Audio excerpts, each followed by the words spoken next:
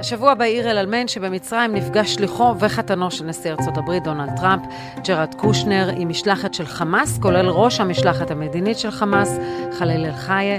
זו הפגישה הראשונה מאז חתימת הסכם הפסקת האש באוקטובר. עוד קודם לכן הוא נפגש עם בכירי מצרים ובראשם הנשיא הסיסי, ומשם המשיך לפגישות כאן בישראל. אם בעבר הציר המוביל את התיווך מול חמאס היה בחסות הקטרים, נראה שהמצרים תובעים בחזרה את מקומם להוביל את המהלכים בעזה. איפה עומדים היחסים בין מצרים וישראל בעקבות המלחמה האחרונה? מה קרה בין קטר למצרים סביב רצועת עזה והמלחמה? ואיפה ארצות הברית עומדת בתמונה? אני שרון קידון, זאת הכותרת. שלום לסמדר פרי, פרשנית העולם הערבי. שלום. השבוע פגישות חשובות מאוד של ג'רד קושנר עם הסיסי במצרים ועם בכירי חמאס. נראה שמצרים אולי שוב חוזרת לקדמת הבמה בנושא התיווך בין ישראל לחמאס. אז בואי נתחיל להבין איפה עומדים יחסי ישראל-מצרים כיום עם הממשלה הנוכחית. רגע, אני רוצה לפני זה לדבר על המצרים חוזרת לעמדת התיווך. מצרים בעצם לא ויתרה אף פעם. גם כשקטר הייתה בשיאה, וגם כשנראה היה שכל העולם מתרחק מהם, בעיקר כשישראל התרחקה. מצרים כל הזמן נמצאת בתמונה, יש להם צוות מסוים, ובין השאר גם ישראלים רשמיים מגיעים למצרים ומנהלים שם מגעים עד היום. אז בואו נלך אחורה מאז הסכם השלום עם מצרים. בציבור הישראלי לפעמים יש תחושה או קונספציה של מה שנקרא שלום קר. אומרים לנו שלום קר, אבל כמי שמכירה... מי שקבע את הביטוי הזה וטבע אותו והמשיך והמשיך והמשיך, היה שר החוץ המצרי עמרו מוסא.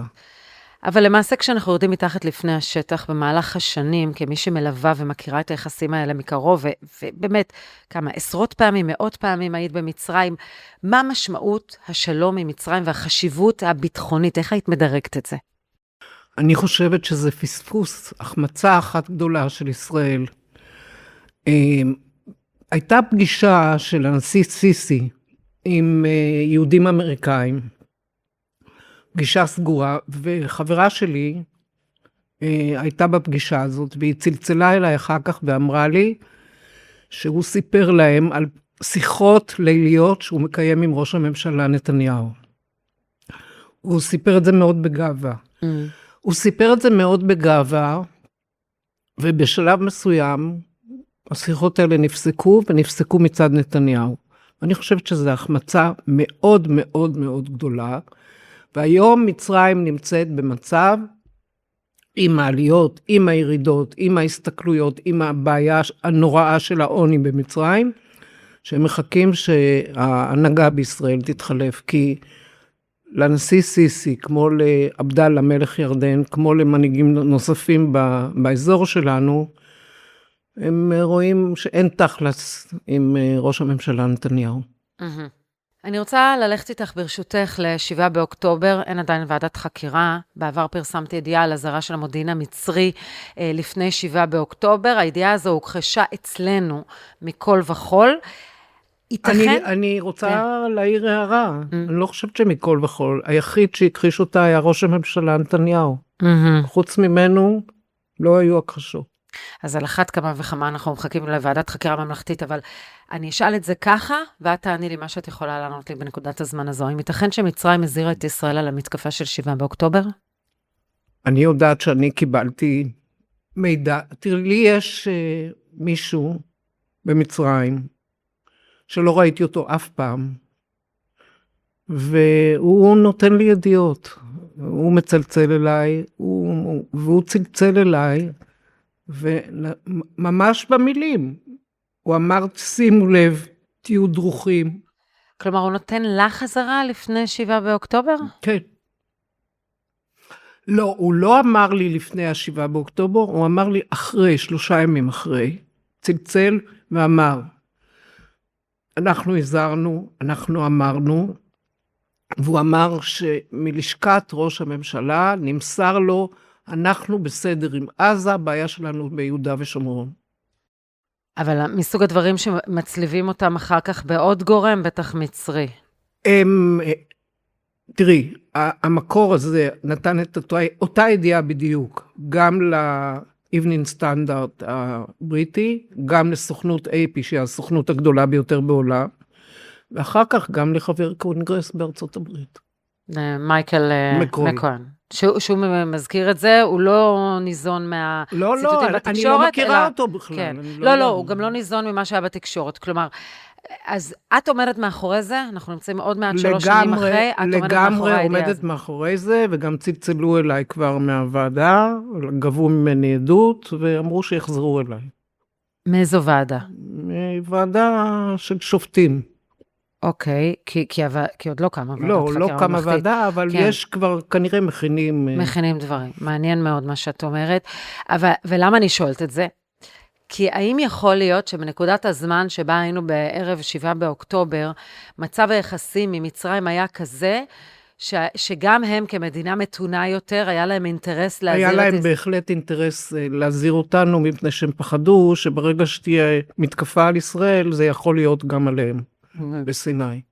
בואו ננסה לסרטט את מערכת היחסים בין מצרים לבין קטר עוד טרום 7 באוקטובר, כי למעשה קטר בוחשת ברצועה ומעודדת כוחות איסלאמיסטים, אנחנו יודעים את הקשר שלה לחמאס ועד כמה היא עזרה לחמאס, כשמצרים מאוד מוטרדת מהתגברות הכוחות הקיצוניים האיסלאמיסטים בתוך רצועת עזה, האם שם מתחיל הקרע ביניהם? ב-2017 זה התחיל בסעודיה, שהכריזה על נתק מוחלט עם קטר, בחריין שהיא השכנה הצמודה והשותפה הצטרפה, האמירויות, דובאי, אבו דאבי, 7 האמירויות הצטרפו, ובסוף מצרים. זאת אומרת, הם בעצם לקחו חבילה ואמרו, אנחנו סוגרים את קטר, אנחנו לא ניתן לה שום סיוע, שום דבר, אין בינינו קשר. הגיע מצב לזה שהם נאלצו בקטר לייבא מזון, כי אין להם תעשיות מזון בכלל. אנשים עמדו בגבול הסגור וניסו לעבור, בני זוג שהופרדו, כל מיני סיטואציות כאלה מאוד מוזרות. שום דבר לא עזר, והנתק הזה נמשך 4 שנים, ועיקר הכעס היה על ערוץ אל-ג'זירה הקטרי, ועד היום לא משדרים, לא בסעודיה, לא באמירויות, לא בבחריין, וגם לא בישראל, לא משדרים את ערוץ אל-ג'זירה. גם במצרים. במצרים הם עושים, אל-ג'זירה עושים את זה בטלפון, זאת אומרת, הם יושבים בכל מיני מקומות, עצרו להם את הכתבים, אבל הם מטלפנים לאנשים, ואנשים נענים להם ומתראיינים. מה החשש המצרים מקטר? אני חושבת שהחסות שהם נותנים לאחים המוסלמים ולחמאס, חליל אל-חיה, עכשיו חי שם חאלד משעל, אבל מתחילה עכשיו נדידה של חמאס לכיוון טורקיה, ואני חושבת שזה נוח לכל הצדדים, גם לממשלת קטר. אבל כשאנחנו רואים את מצרים יושבת עם טורקיה בשיחות שקשורות בישראל ורצועת עזה, איך זה עובד אם טורקיה הופכת להיות הבית של חמאס? אני לא בטוחה שיש ממש התקרבות בין טורקיה למצרים, אני עוקבת אחרי זה ואני רואה, יש היסוס מצרי מאוד גדול.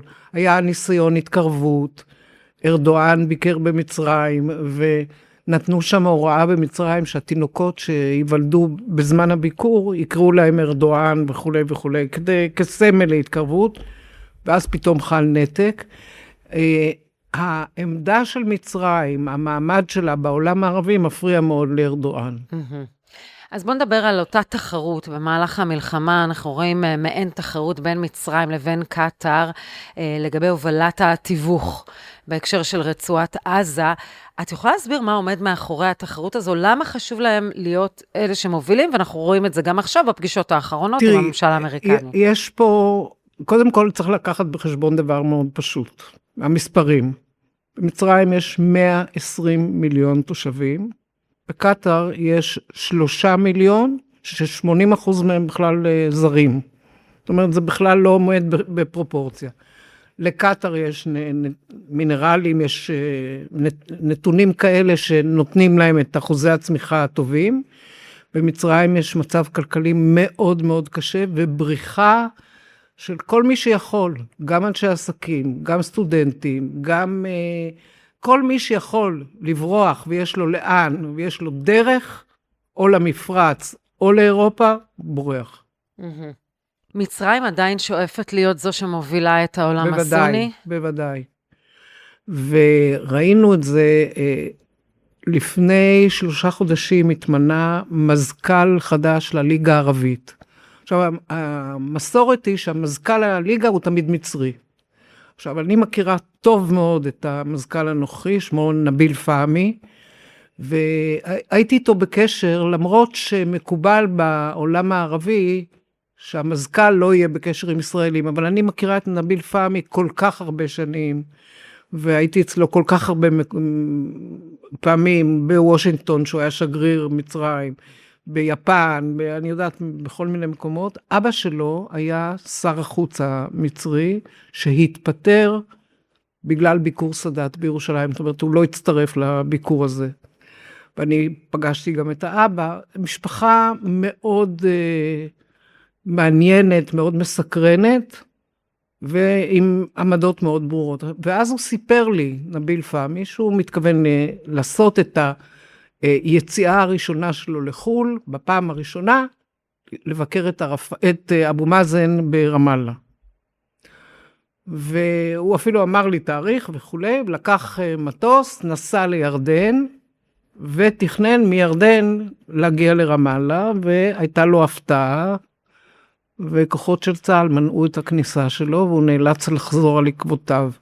אני חושבת שזו הייתה טעות מזעזעת.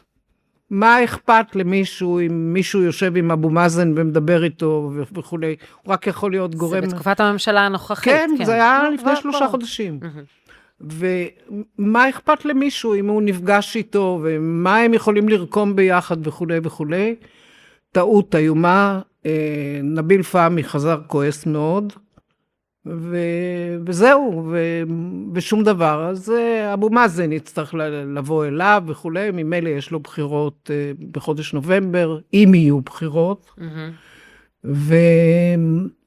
והאגדה מאוד מאוד מאוד תוססת, ואני חושבת שהעולם הערבי ומצרים בפרט, מסתכלים טוב טוב על מה שקורה שם. אז בוא נלך לפרסומים ברשותך שהיו במהלך המלחמה, אותם פרסומים לגבי התארגנות אולי של צבא מצרים בסיני, ניסיונות אולי לייצר איזו מתקפה כלפי ישראל. בישראל כמובן לא חששו ממתקפה כזו, כי יש מידע מודיעיני, אבל למה? למי היה אינטרס? עד היום יש איזו סברה שאולי קטרים קשורים לזה. הייתי אומרת אני חושבת, יש קבוצה כזאת של מצרולוגים שנפגשים וכולי, ואני מצטרף לשם לפעמים. לא הצלחנו להבין את הסיפור הזה של ריכוז הכוחות. זה היה ריכוז של טנקים וארטילריה וכל מיני דברים, והמון חיילים. לא הצלחנו להבין את הדבר הזה. עכשיו, אנחנו לא אויב של מצרים. הייתי אומרת שהבעיה שלהם זה עם מקורות הנילוס באתיופיה, יש להם בעיה עם סודן, ויש להם בעיה עם לוב, ששם נמצאים פועלים מצרים, והם זורקים אותם כל הזמן הלובים וכו'. אבל ריכוז הכוחות הזה, זה דבר מאוד מוזר. ואני שאלתי את עצמי כל הזמן, הרי אין להם כסף, מי תרם להם את הדבר הזה? אין לי תשובה.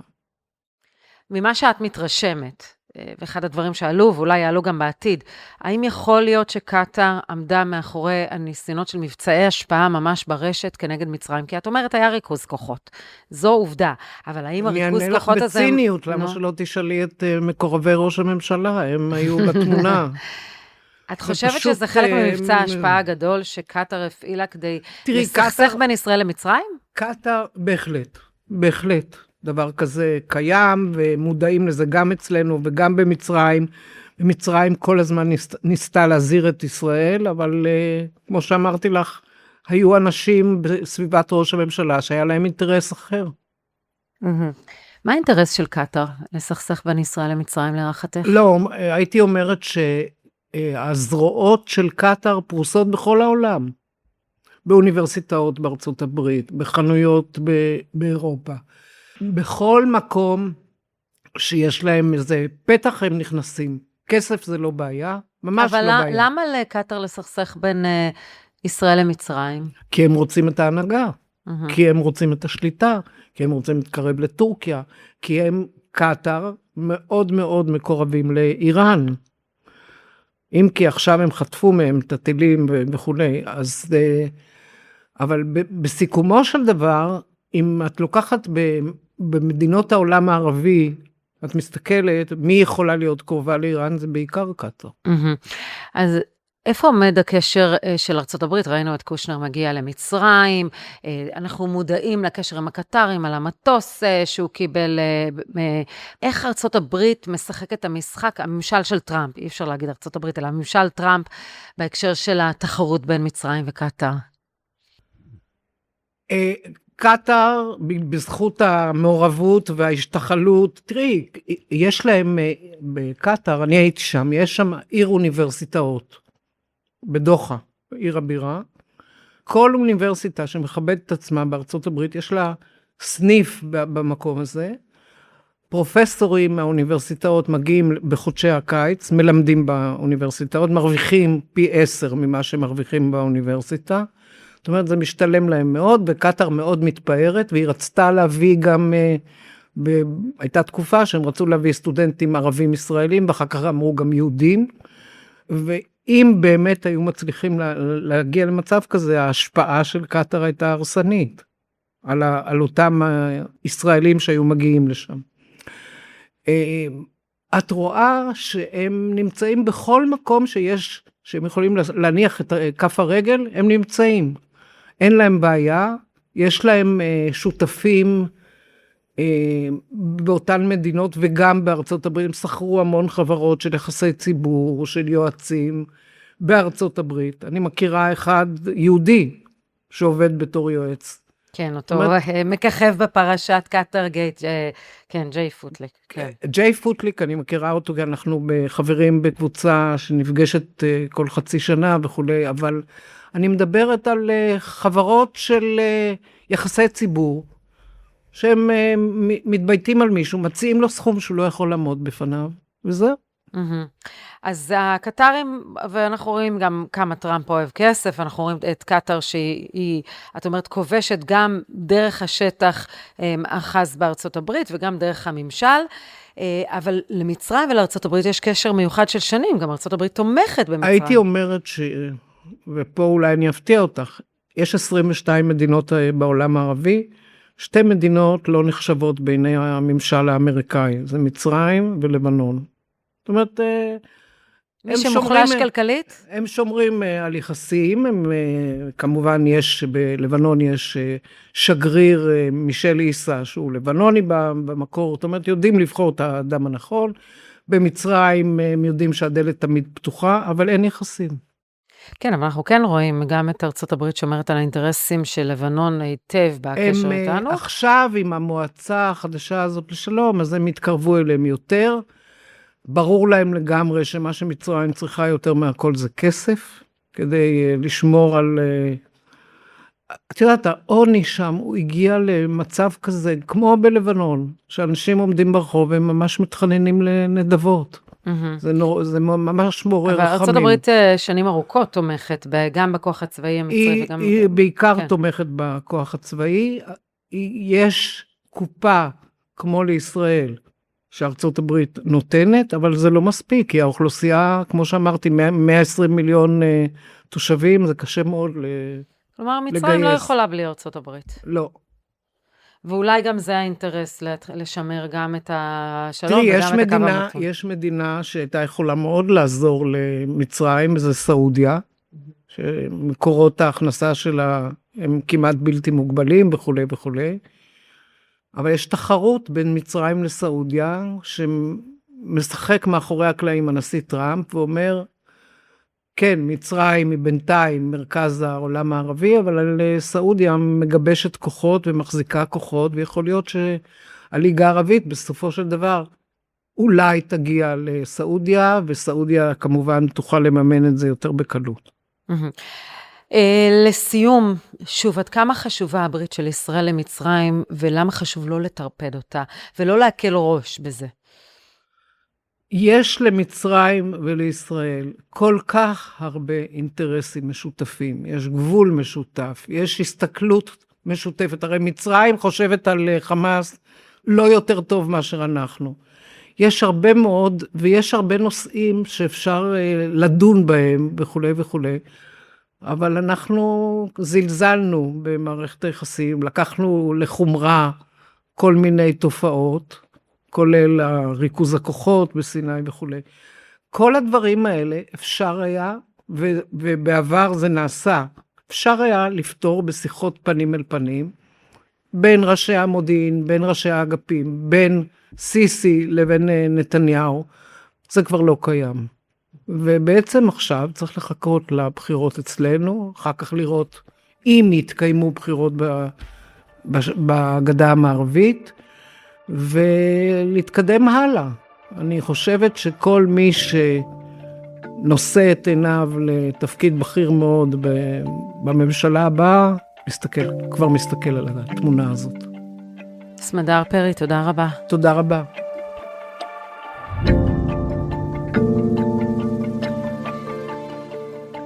ועד כאן הכותרת להפעם. אם עדיין לא נרשמתם לעקוב אחרינו באפל או בספוטיפיי, כדאי לכם. אתם מוזמנים לדרג אותנו להגיב לנו מה חשבתם על הפרק. את הכותרת אפשר למצוא גם באתר ynet, באפליקציה, בנייד וברכב, וכמובן גם בביפו, בית הפודקאסטים מחדש של ישראל. אתם מוזמנים להזין לפרק נוסף שלנו הפעם על מוג'טבא חמינאי. חפשו את הפרק המנהיג הנעלם של איראן, התעלומה סביב מוג'טבא חמינאי עם בני סבתי. תחקיר הפקה ועריכה, עדן דוידוב, נסטיה שוסטר וגלעד רוסק. אני שרון קידון. שמרו על עצמכם.